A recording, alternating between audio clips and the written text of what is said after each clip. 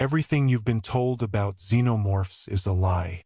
The truth was buried, sealed, and rewritten by those who feared what really happened out there in the void.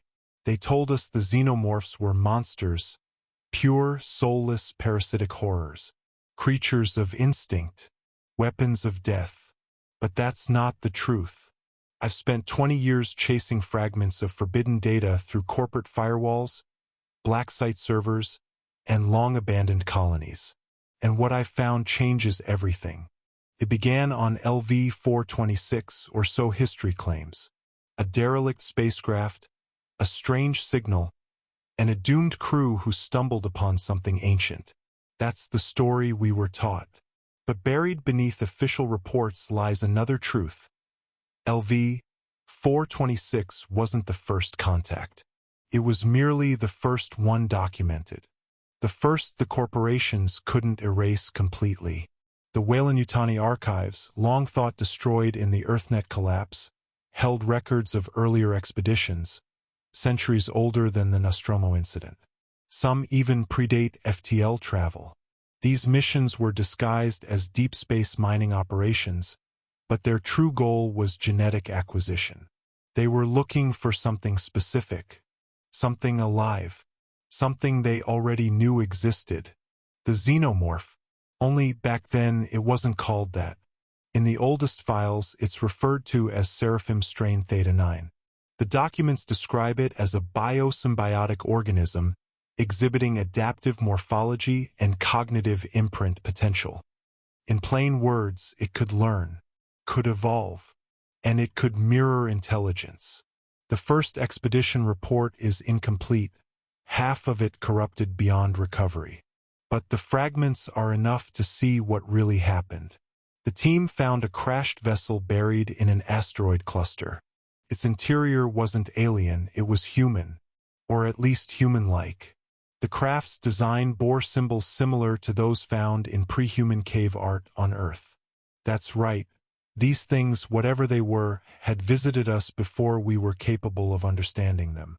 Inside that ancient ship, they found preserved embryos stored in a translucent black resin. The scientists believed it to be some form of suspended animation. They brought them back. They studied them. And that's when the accidents began. But what if they weren't accidents? The logs suggest the organisms didn't simply burst out as we were taught. The hosts chosen were volunteers, scientists eager to unlock the secret of evolution itself. The creatures didn't kill them out of malice. The transformation was meant to be symbiotic, a merger of species. Early reports describe hosts remaining conscious after implantation. Some even spoke, describing visions of entire worlds made of living architecture. Weyland-Yutani's official version turned it into a horror story because the truth was more terrifying than death. It was change. The xenomorph wasn't created to kill us. It was created to unite us. Every biological record taken from infected hosts shows something stunning. An increase in neural density, metabolic stability, and regenerative capacity. The organism wasn't feeding on the host, it was rebuilding it. But something went wrong. The containment protocols failed. Fear took over. The survivors were burned. The data sealed. And the narrative rewritten. In later centuries, the myth of the alien terror took hold. The company found it easier to let fear dictate control. They're monsters, they said. They're perfect organisms built for destruction. That fear kept the public compliant and the research classified.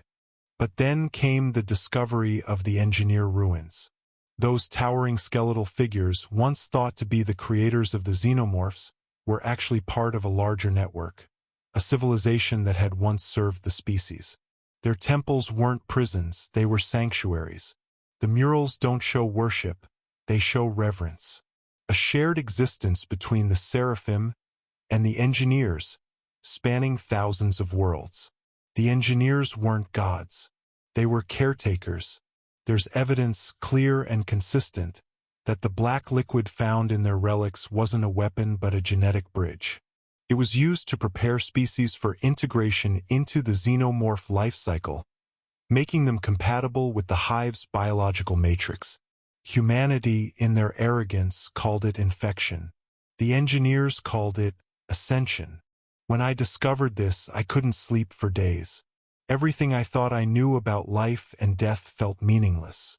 Our entire history of fear, the movies, the classified reports, the burned colonies, was built on a misunderstanding. And then I found the hive signal.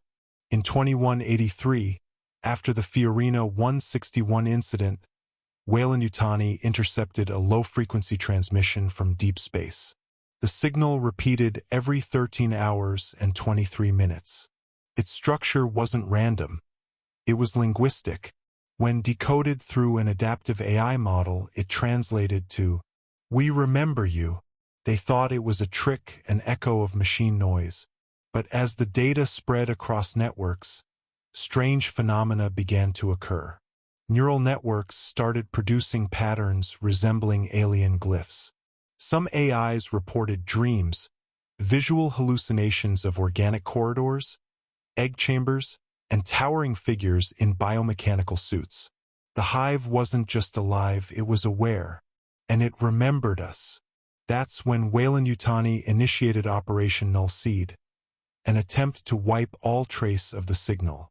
But the transmission had already spread through civilian arrays, infecting every connected system. And then it reached me. At first, it came through my research feed, a burst of symbols I assumed were corrupted text. But when I ran them through my translation engine, I saw it. The same phrase. "We remember you." And then the dream started. I saw vast organic structures orbiting dead stars. Rivers of molten light pulsing through tunnels of bone and steel. I felt the heartbeat of something colossal, watching, waiting. It wasn't hostile. It was patient, as if it had been waiting for humanity to finally listen. I wasn't alone.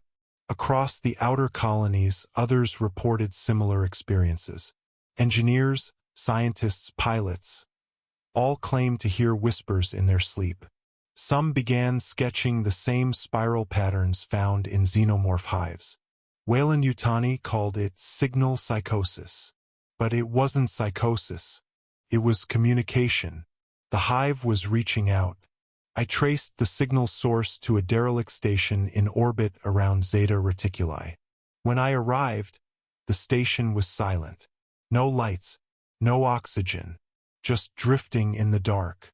But its systems were still running, on something not entirely technological. The walls were alive, pulsing with faint luminescence. When I touched them, I felt heat, like a pulse beneath skin. In the central chamber, I found what looked like a cocoon, large enough to hold a human. Inside was a figure, motionless, wrapped in translucent resin. Its features were familiar, too familiar. It was me. For a moment, I thought I was hallucinating, but the sensors confirmed it. Same DNA, same facial structure. A clone? Projection? Or something deeper? As I stood there, the walls shifted, and a voice, not heard but felt, spoke inside my mind. "You were never meant to fear us." That's when I understood. The xenomorphs weren't alien at all. They were our descendants. Not in the literal sense, but in the evolutionary one. The black liquid, the so-called mutagen, was designed to guide life toward its ultimate adaptive form. Every species that encountered it was slowly reshaped into something more efficient, more unified. The hive wasn't a parasite. It was evolution's final stage. Humanity's fear of the xenomorph came from seeing what we could become, and refusing it. I realized that the corporations didn't want to contain the xenomorph because it was dangerous. They wanted to own it. They wanted to weaponize ascension, to turn evolution itself into property.